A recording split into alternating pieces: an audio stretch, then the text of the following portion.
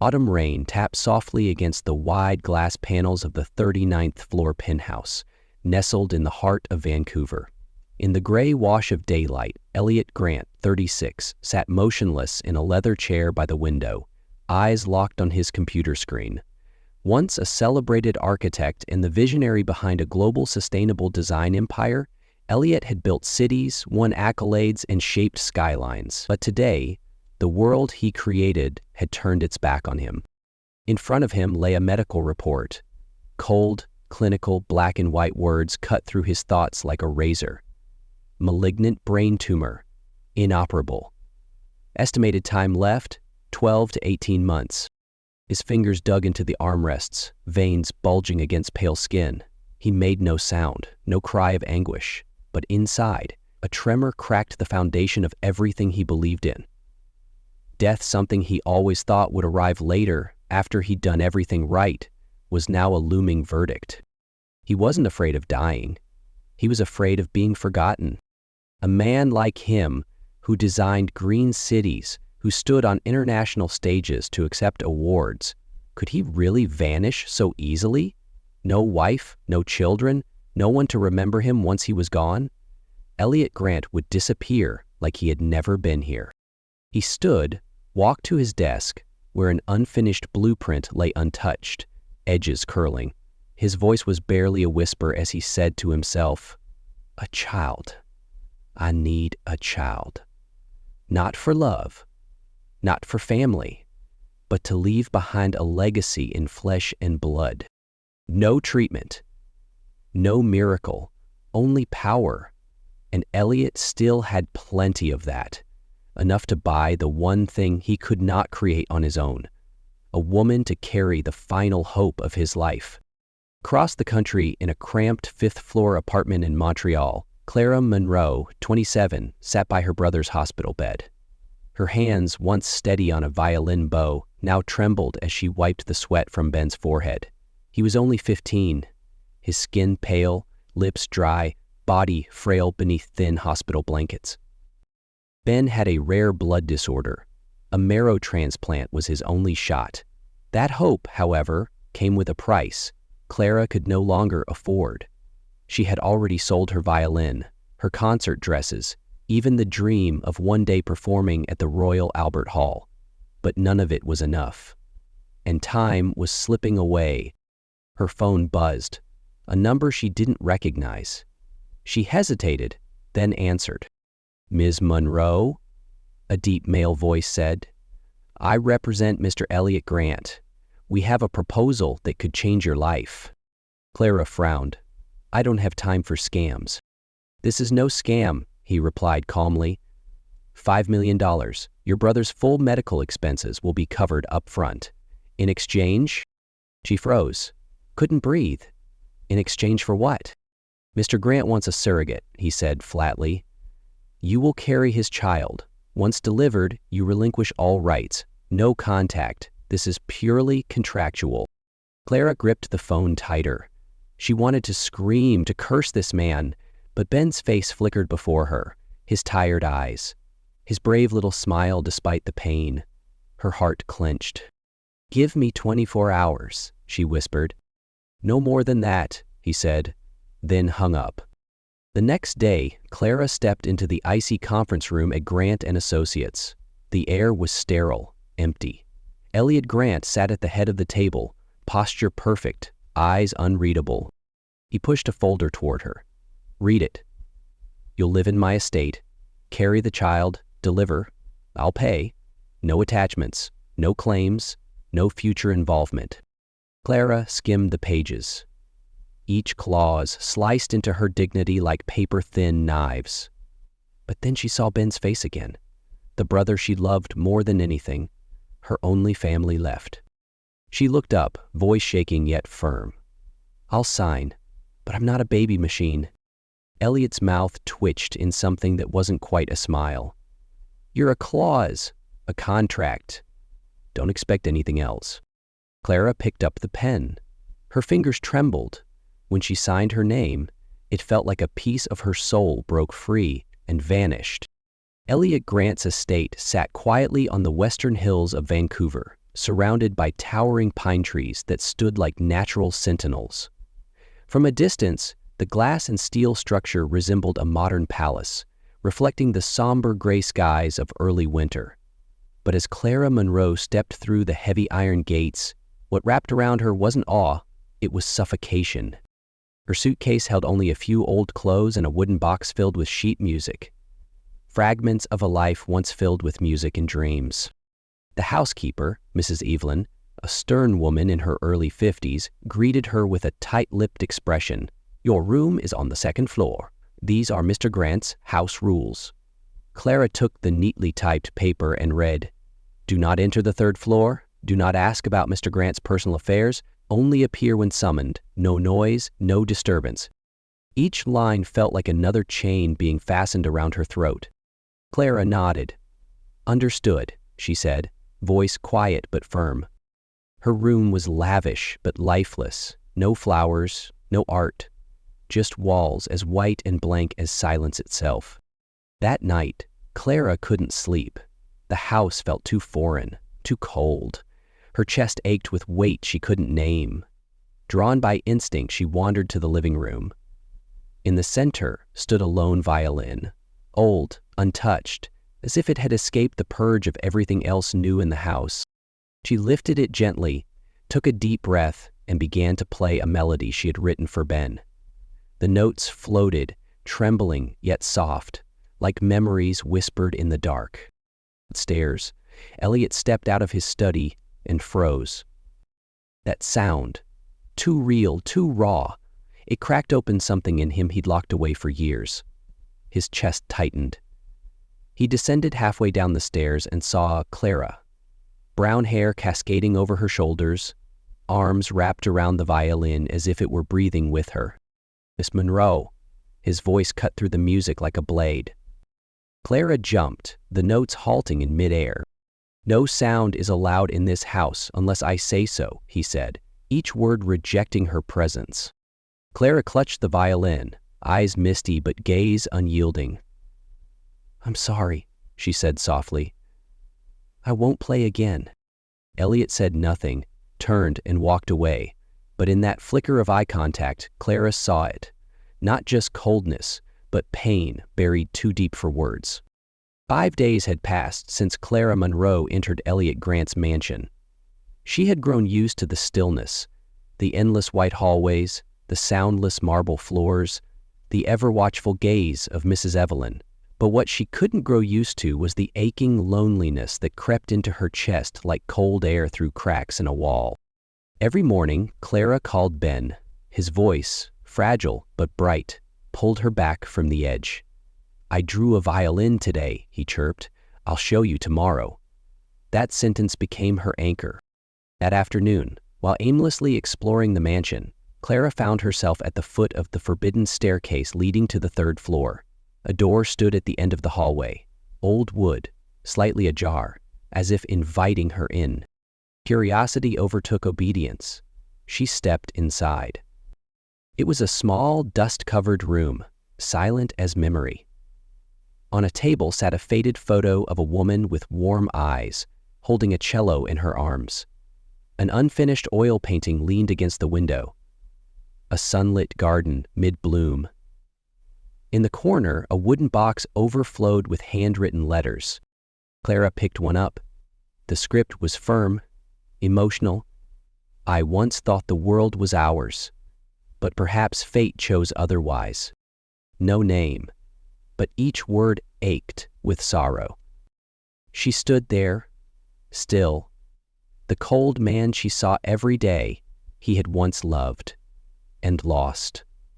The woman in the photo reminded Clara of her own mother, who used to lull her and Ben to sleep with violin songs. "Used to be someone else," Clara whispered. That evening, at the long, silent dining table, Elliot sat with his tablet, barely eating. Clara sat across from him, fingers twisting her napkin. Then, quietly, she spoke. "I found a room on the third floor," she said, soft but steady.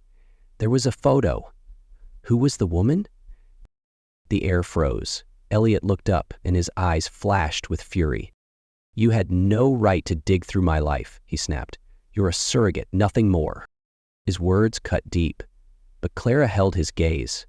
"I'm sorry," she said calmly, though her heart raced. "I just thought maybe you needed someone to listen." Elliot stood abruptly and walked out without another word.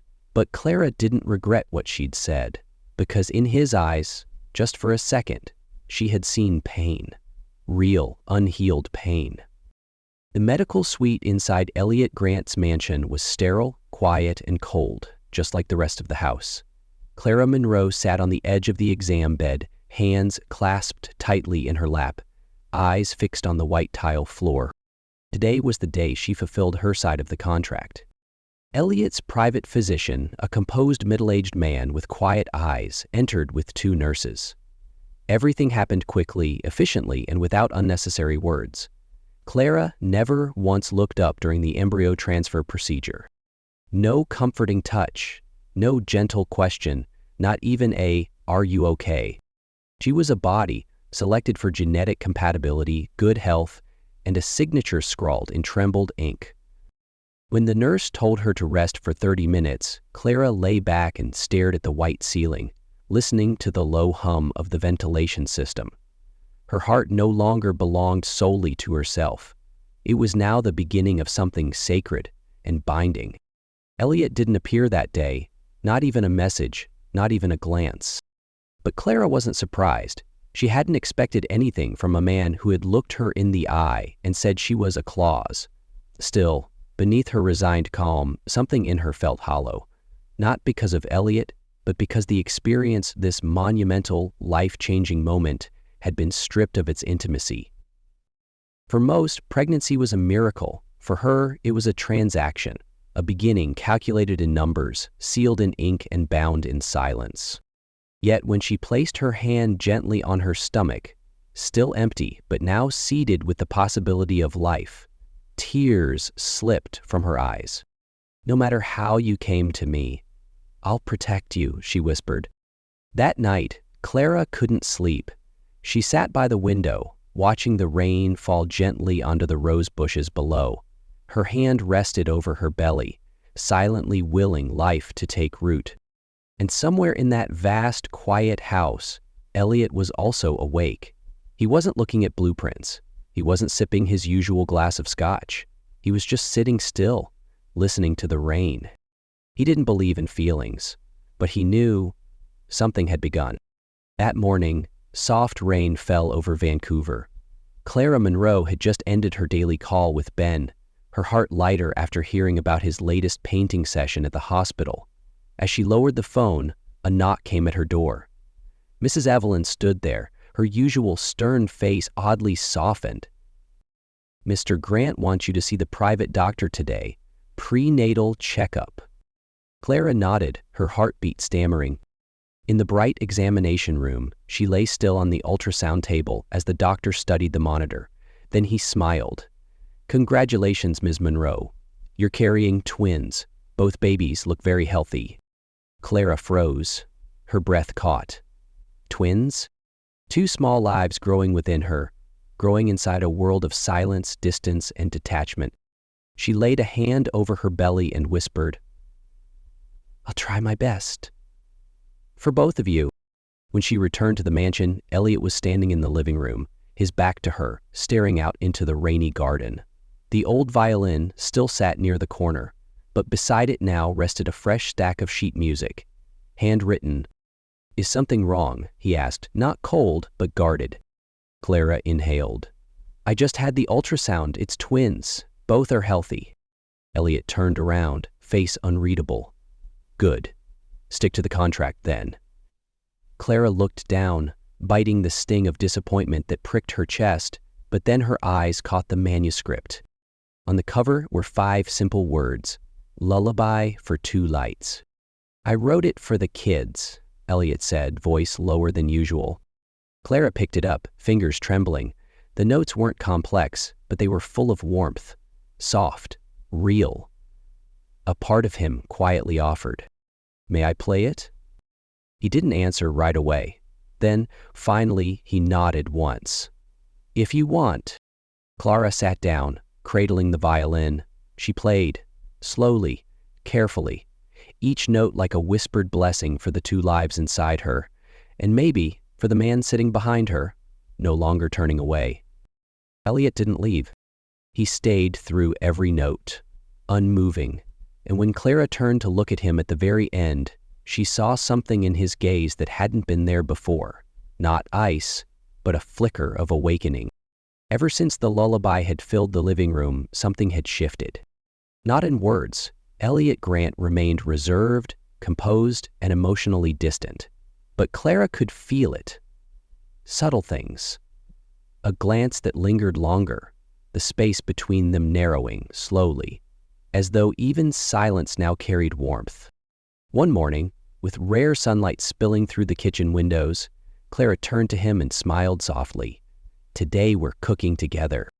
Elliot raised an eyebrow. "I don't know how." "Then learn," she said, placing a carrot and knife on the counter before him. The kitchen echoed with the uneven rhythm of his clumsy cuts and Clara's gentle laughter. She took his hand in hers, guiding his movements. Her fingers brushed his. Warm, gentle. He froze for a moment, caught off guard by the unfamiliar sensation, but for once, he didn't pull away. The spaghetti wasn't perfect, but when they sat to eat, Elliot murmured, "Better than any restaurant." Clara smiled. She didn't reply, only watched him in quiet awe, as if trying to memorize the lightness of the moment. After that day, they went together to a prenatal appointment. Side by side in the exam room, they watched the monitor as two tiny heartbeats flickered to life. Neither of them spoke, but when Elliot reached over and gently squeezed Clara's hand, she felt it. This was real. On the way home, they stopped at a small baby boutique. Elliot picked out two pale blue onesies and a pair of tiny booties. "They'll wear these, right?" he asked, almost shyly. Clara nodded, her smile masking the ache behind it. She didn't know if he'd be there when that day came, but today she wanted to believe. In the days that followed, they worked on the nursery together. They painted the walls sky blue, pressed glow-in-the-dark stars to the ceiling, and assembled the crib side by side. When Elliot dropped a screw, Clara burst into laughter. He mock-glared at her, picked up a bit of dried paint, and tossed it at her playfully. "Since when are you allowed to laugh at me?" he teased, voice lighter than she'd ever heard it. Laughter echoed through a house that once knew only silence. Later, they collapsed on the floor, backs against the wall, breathless. Clara looked at Elliot, sweat on his brow, an unfinished smile on his lips, and thought, if I could freeze this moment, then maybe all the pain has been worth it. Elliot's private doctor called early that morning, requesting both of them to come in to review the latest test results. Clara felt a ripple of anxiety, but Elliot simply nodded, silent. On the ride to the clinic, neither of them spoke. His hand lay still on his lap until the car stopped and Clara reached for it. He didn't pull away. In the bright consultation room, Elliot sat upright, Clara by his side. The doctor looked at them with unreadable eyes, then spoke slowly. "The tumor's growth has slowed, significantly, unexpectedly. And there's something else. A surgical team from the US reached out to me. There's a new experimental technique. High risk, but there's a real chance." Clara stopped breathing. Elliot didn't blink. "You mean I could live?" he asked, his voice barely a whisper. "No promises. But this is the best hope we've had." Clara covered her mouth, tears spilling freely. Elliot sat in stunned silence, trying to absorb the words. As they left the clinic, he reached for her hand, not out of duty, but out of need. They didn't drive home right away. Instead, they stopped in the garden behind the mansion. The morning rain had passed, and sunlight broke over the white chrysanthemums. Clara pulled him down beside her on the grass. They sat in silence, side by side. In Elliot's eyes, for the first time, she saw something soft. A dream. "I want to see them grow," he said quietly. "I want to raise them with you. I want to live." Clara smiled, tears still drying on her cheeks. But fate wasn't finished testing them. The next morning, Elliot returned to his firm for a board meeting. Before leaving, he pressed a kiss to Clara's forehead, now a familiar ritual. Clara brewed him herbal tea, then had a spontaneous idea: bring it to him as a surprise. When she arrived at the office, the receptionist waved her through, but just before reaching his door, Clara stopped cold. Inside, a tall blonde woman leaned over Elliot, arms around his shoulders. Her voice was soft, intimate. "Elliot, I know I made a mistake, but I want to come back. I still love you." It was Madeline, his ex. And Elliot didn't push her away right away. Then came his words: "Clara is just part of a contract. It's nothing binding." Clara didn't hear what came after. She had already turned, walking away, her heart shattering with every step. The afternoon rain poured relentlessly over the narrow road leading to a quiet suburb outside Vancouver. Clara Monroe sat in a dimly lit room of a small roadside inn, staring at the peeling wallpaper, her chest burning with silent grief.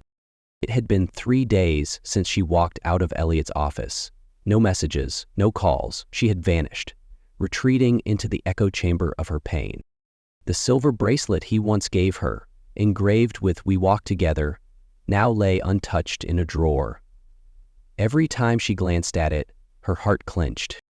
She didn't blame him for having a past. She didn't hate Madeline, but those words, just part of a contract, cut her open in a way nothing ever had. She had believed he felt something. She had begun to dream. She had begun to love him. That afternoon, the rain grew heavier. Clara couldn't bear the suffocating air anymore. She pulled on a thin coat and stepped outside, walking slowly along the muddy roadside, one hand resting over her belly. Every step hurt. Then came the pain. A sharp, searing jolt tore through her abdomen. Clara froze. Her hand clutched the railing beside the road. Another wave hit, stronger. Her knees buckled. She collapsed onto the wet ground. "No, please," she gasped, rain mixing with tears. An elderly flower vendor nearby saw her fall and rushed over. "Miss, are you okay?" Clara opened her eyes, panic swimming in them. "Please, call Elliot Grant. His number is—" The man didn't hesitate. Back at the mansion, Elliot sat in his study, turning the bracelet over in his hands. The empty silence around him rang louder than any words. He didn't need to be told Clara was gone. He felt it. In the stillness of the house, in the hollow in his chest. It wasn't until later that afternoon, when he stepped out of his office, that the truth hit him harder than he'd anticipated. His assistant looked up nervously. "Mr. Grant? Miss Monroe stopped by earlier. She had some tea for you, but she didn't stay long." Elliot froze. His gaze snapped to the still ajar conference room door. He walked in slowly, and when he saw the untouched cup of tea sitting on the desk, it all came together. She had heard. She had been there, standing behind the door. When Madeline clung to him, when, out of reflex and fear, he uttered the cruelest words he could have said, not because he meant them, but because he thought pushing Madeline away required pretending Clara didn't matter. But it was Clara who walked away, and she took his heart with her. He should have chased after Clara the second she left, but he had done nothing, and now it might be too late. Then his phone rang. A frantic voice. "Mr. Grant? A pregnant woman collapsed near Maple Road. She asked for you." Elliot froze for only a heartbeat. Then he grabbed his keys and rushed out. The rain blurred the road, but he didn't slow down. When he found Clara curled on the ground, soaked to the bone, something inside him shattered. "Clara!" he cried, dropping beside her. "Hold on, please. Don't leave me now." An hour passed. Then the doctor emerged. "She delivered early," he said. "Twin boys. They're in NICU but stable. She lost a lot of blood, but she'll be okay." Elliot collapsed into the nearest chair. Relief hit him like a wave, violent and humbling. Later, he was allowed into the recovery room. Clara lay pale and still, her hand resting over her belly as if still protecting what she nearly lost. He sat beside her, took her hand gently into his. Her eyes opened slowly, tired, clouded, alive. "I'm sorry," he whispered. "You were never just a part of a contract. You're the one thing I couldn't buy. and the only thing I'm truly afraid of losing." She said nothing. She didn't need to. She simply held his hand tighter. And in that silence, amid all the heartbreak and rain, two hearts finally found their rhythm again. No words, just the beat. 1 year later, London shimmered under warm golden lights. Inside the Royal Albert Hall, the audience held their breath as the first notes floated into the darkness. Clara Monroe sat center stage, wearing a pale blue evening gown that framed her delicate figure. Her chestnut hair cascaded over her shoulders. In her hands was her old violin, the same one she once thought she'd lost forever. Tonight, it returned with her, as if memory itself had come home. She drew a long breath and began to play a second breath. The music soared, gentle as wind drifting through memory. Each note was a piece of Clara's journey, from despair to hope, from loss to love. Every phrase whispered, "I lived, I loved, I forgave." In the front row, Elliot Grant sat with their 1-year-old twins in his lap. The three of them watched Clara in silence, eyes fixed on the woman who had changed everything. When the final note faded, the hall erupted in applause. But Clara didn't stand. Instead, she looked down at the front row, where Elliot had risen and was walking slowly toward the stage. He wore a simple suit, his hands holding a small velvet box. When he reached her, Elliot knelt. "Clara Monroe," he said, voice trembling slightly. "You gave me what I could never buy: life, trust, and love. Would you let me walk beside you for the rest of your life?" The hall fell completely still. Clara raised a hand to her mouth, eyes shining with tears. Then she nodded, whispering, "Yes." Applause broke again, this time not for music but for love, for rebirth, for a journey that had reached the edge of sorrow and found its way back to light. Under the glow of the stage, Clara and Elliot embraced. Behind them, the music had ended. But ahead of them, a new chapter had just begun. And, like all true symphonies, theirs needed time, years of quiet rhythms, of small days stitched together in love. 3 years later, their small cottage by Lake Okanagan glowed in the afternoon sun. Children's laughter rang through the garden, where the twins chased after a white dog named Melody. In the kitchen, Clara Monroe sliced fruit for dinner, occasionally glancing out the window. Each time the kids dashed past, she smiled. Peace had never felt so simple or so deep. Elliot Grant stepped in from the backyard, clothes dusty, holding a small bundle of lavender still rooted in soil. He set it on the table. "For the bedroom. This scent helps you sleep." Clara looked at him, eyes full of quiet love. 3 years ago, he had laid on an operating table with a 50/50 chance. He fought, not just to survive, but to become a man who stayed. He was healthy now, but more than that, he had learned to stay, not out of fear, but love. Every day he chose them. That evening, as the sun dipped behind the hills, the family sat together. Clara played her violin. Elliot read aloud to the children. No promises, no diamonds, just heartbeats, breath, and presence. Life wasn't perfect, but they had walked through the storm and reached each other. And that was enough.